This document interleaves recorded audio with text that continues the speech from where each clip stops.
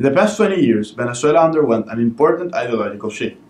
Politically, it shifted from a center-moderate free market economy to a left-wing extreme regulatory regime.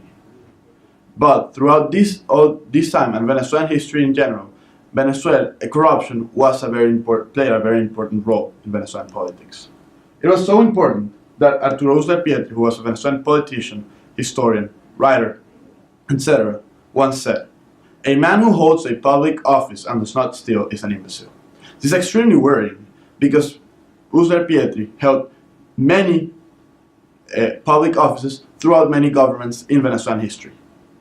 Now, one of the first governments that Arturo Uslar Pietri held office with was Marcos Pérez Jiménez, a right-wing dictator of Venezuela, who also made a huge fortune through Venezuelan oil deals and infrastructure. Here we see him driving his Mercedes SLS. But this is not all. When Pérez Jiménez escaped, he left behind only one bag. In it he had a silk pajama, a military uniform, and $9 million in cash. Now, after he was overthrown, Venezuela was established a bipartisan system, which was governed by two moderate governments from two moderate parties, COPEI and Acción Democrática. Acción Democrática is a social democracy, which is basically a center form of government that borrows from socialist values. Now, COPEI, on the other hand, is a moderate right-wing form of government, which has right-wing political values, but also borrows from Catholic values. Now, during the Fourth Republic, Venezuela underwent a huge economic growth, but it came to a halt during 1983, in a day called the Black Friday. This was a result of several different economical issues, like the drop in the prices of oil and the instability in Venezuelan economy. Now, what happened was that the Venezuelan Bolivar's price dropped 100%. If it was trading 2 Bolivares per dollar, it was now trading 4 Bolivares per dollar. So people decided to take out their investments, which crippled the Venezuelan economy. Now, the response of the government was to establish a exchange control system in which it would determine who would get foreign currency and who wouldn't. That way, they could ensure that important economical players in Venezuela received the currency that they needed to continue functioning. This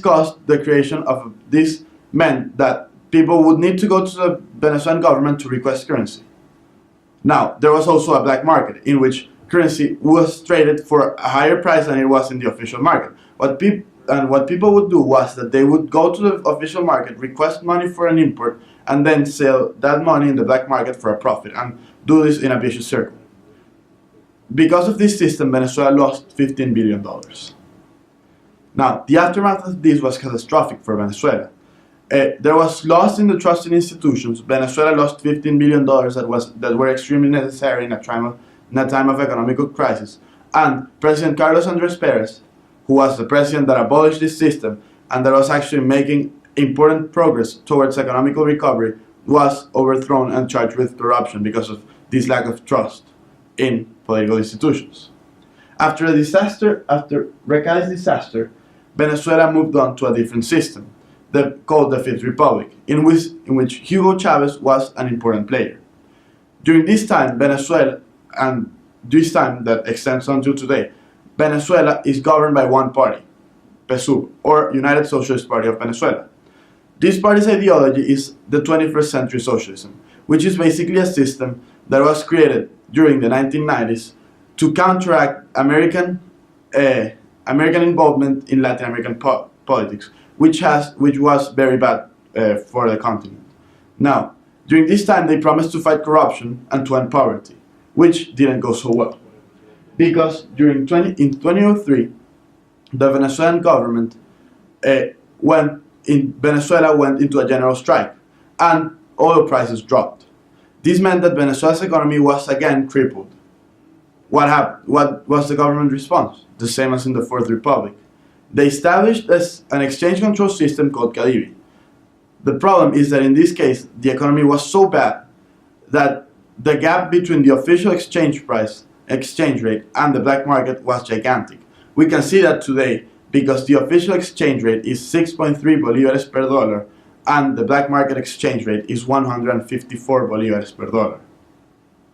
Through this system, up to date, Venezuela has lost about $25 billion of its international reserves.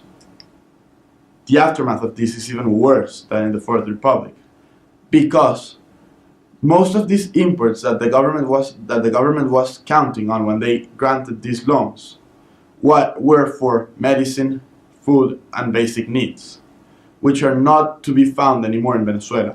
The levels of scarcity are about 74% for basic products like milk, baby milk, diapers, toilet paper, etc., which is catastrophic for a country.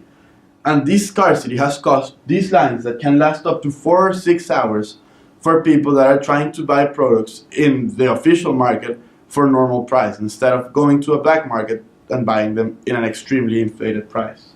Also, Venezuela's inflation right now is of about 60%.